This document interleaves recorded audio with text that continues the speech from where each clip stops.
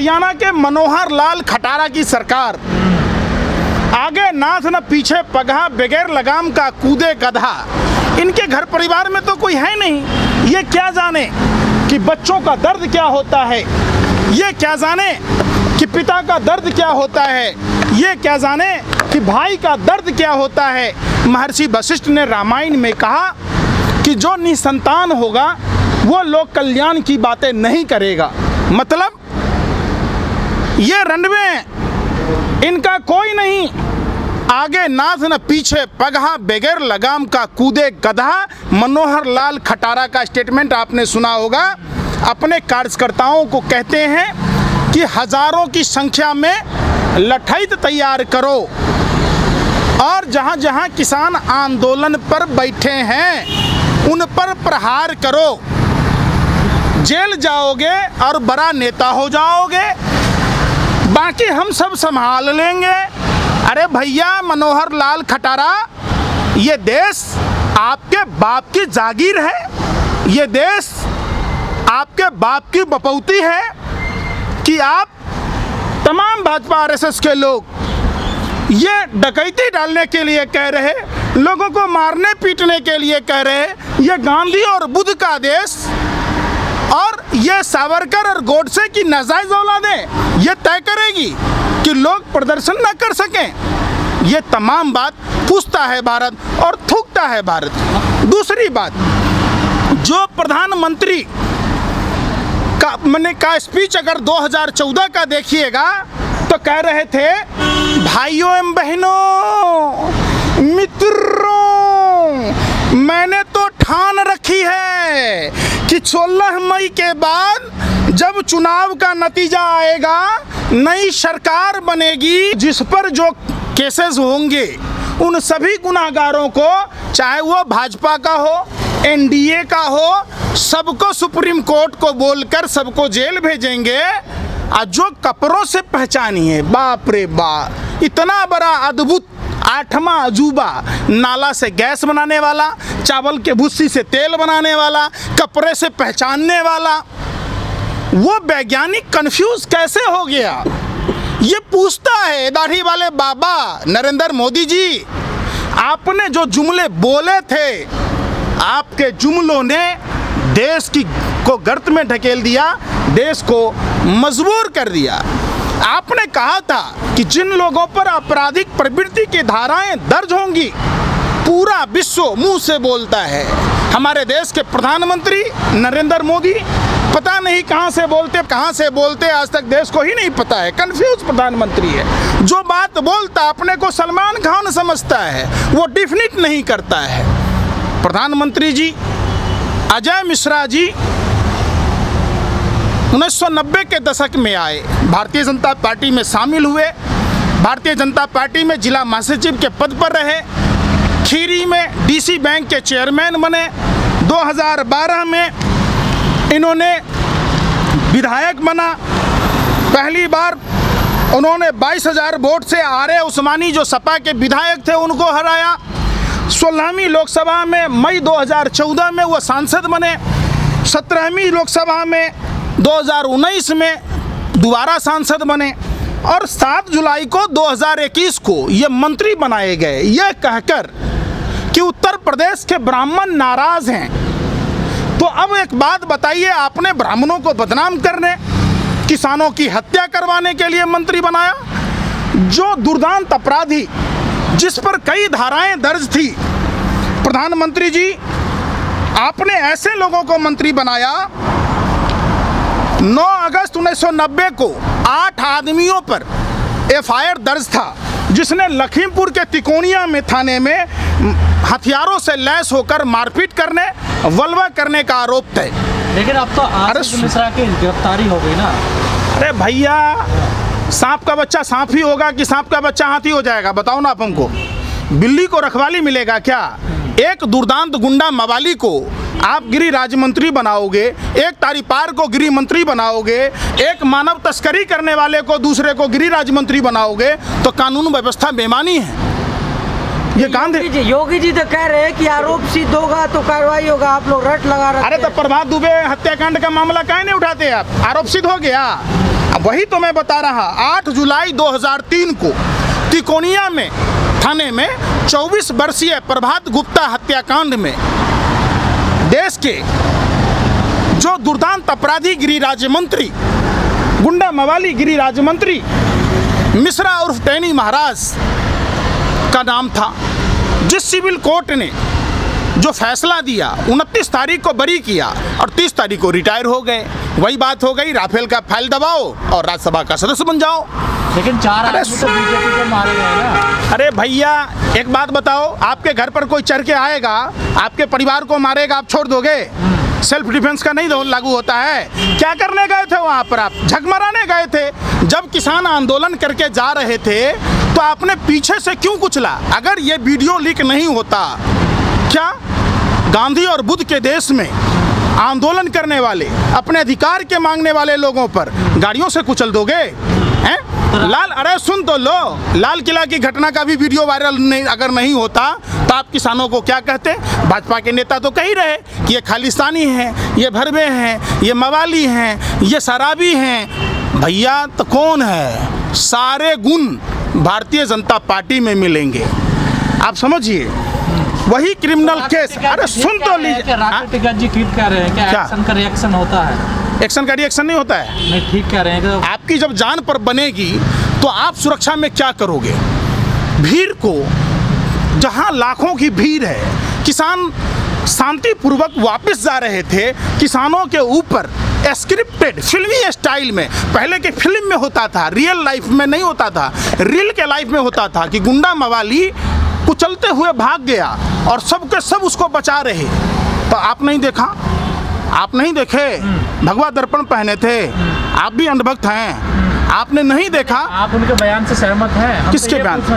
आप अजय मिश्रा के बयान से सहमत हैं? जिस हिसाब से देश में भारतीय जनता पार्टी की सरकार कर रही है, आप इससे सहमत हैं? आप इस बात से सहमत हैं कि अडानी का जब हेरोइन पकड़ा जाता है उस पर कार्रवाई नहीं होती है, कोई मीडिया नहीं दिखाती है, वहीं शाहरुख खान का बेटा चूंकि कॉर्डियल क्रूज जहाज में बैठा था, उसके दोस्त के पास पाया गया तो उसको जेल हो गया। और प्रधानमंत्री का दोस्त है व्यापारिक मित्र, जिसके पैसे से चुनाव में चंदा लेते हैं, जिसके पैसे से हेलीकॉप्टर उड़न खटोला से उड़ते हैं। तो जब अडानी के पोर्ट पर हेरोइन पकड़ा गया तो क्या मोदी जी को जेल नहीं होना चाहिए? आर्यन को इसलिए जेल हुआ कि वो एक साधारण परिवार से है, मुसलमान है। आप बताओ ना, आप वहाँ नहीं बोलते, आप वहाँ नहीं बोलते कि अरे सुन तो लो भैया, रणबीर कपूर, दीपिका पादुकोण, अनभक्तों की दीदी हैं, वो तो एक्सेप्ट की थी। कई फिल्म इंडस्ट्री के लोग, आपने भारतीय कॉमेडियन को भी देखा होगा, उनको जमानत कैसे मिल गई? ये देश में जिसकी लाठी उसकी भैंस, जिस जाति का, जिस धर्म का जो बहुसंख्यक होगा, जिसके वोट ज़्यादा होंगे, भारतीय जनता पार्टी के लोग उस हिसाब से काम करते। आपने भी देखा होगा विकास दुबे के नाम पर हजारों ब्राह्मणों को गाजर मूली की तरह उत्तर प्रदेश में काट दिया गया। खुशी दुबे का क्या कसूर था?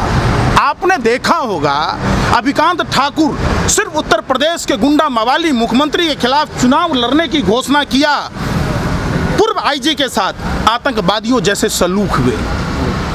आपने देखा होगा उसी लखीमपुर में एक आईपीएस अधिकारी प्रशांत कुमार के साथ जो भदौरिया का आदमी जो बम गोला बारूद लेकर आया था, जिसने थप्पड़ मारा, भारतीय जनता पार्टी के लोगों ने उसे भारतीय जनता युवा मोर्चा का अध्यक्ष बनाया। जब महिला की चुनी हुई महिला प्रतिनिधि का सारी खोल लिया गया, ये भाजपा आरएसएस के लोग, संवैधानिक पदों पर बैठे लोग और देश के किलर मीडिया के लोग धृतराष्ट्र की भूमिका में थे।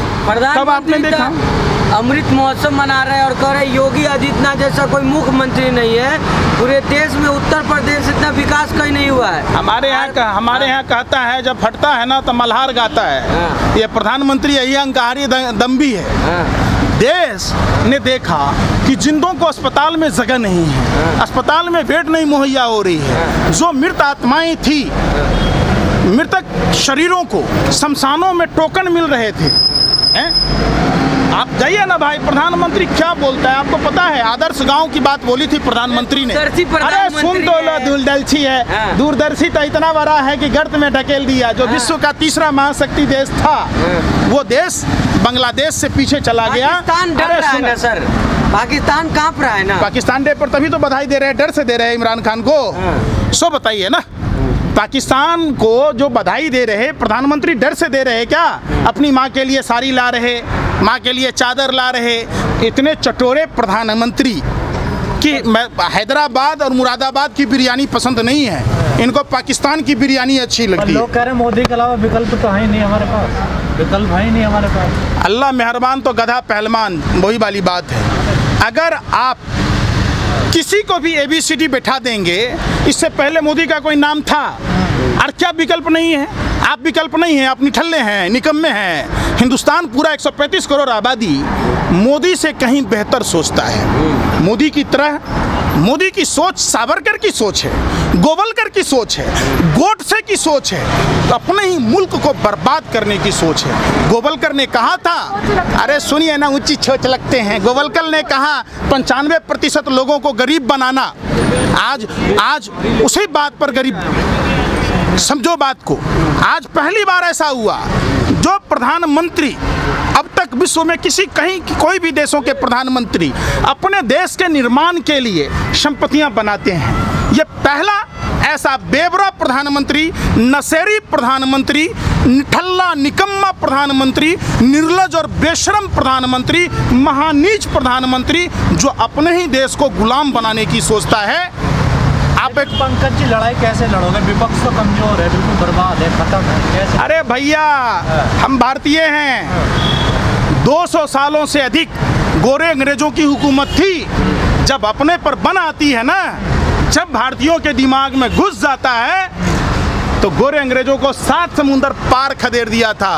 तो ये उनकी जो नजायजें हैं, लोग दलाली और मुखबरी करने वाले जो उस समय भी गुलामी कर रहे थे, जिनके बाप दादा, वो आज भी देश को गर्त में ढकेल रहे। इनको भागने की जगह नहीं मिलेगी। लेकिन आप तो लड़ रहे हैं ना, सबने लड़ लेना, भक्तों की कमी थोड़ा ही है। देखिए, उस समय क्या पूरा देश लड़ रहा था? जमींदार कौन था? आप जब आज़ादी के समय की बात लेंगे, सर सादी लाल जैसे लोग भी थे ना, जिनका पश्चिम उत्तर प्रदेश में चीनी मिल है। वैसे भी लोग हैं जिनके मॉडर्न स्कूल हैं। सर राष्ट्रवादी लोग हैं ये लोग। अब आज ही तो उठा सकते हैं, एक सामाजिक कार्यकर्ता चुनाव आपने कौन है राष्ट्रवादी? देश भाजपा के लोग राष्ट्रवादी लोग हैं। कहाँ से? कहाँ से? सावरकर का 3 समझौते, वो कौन सा था? आप बता दो। अरे बताओ ना। सावरकर ने गोरे अंग्रेजों से समझौता किया था।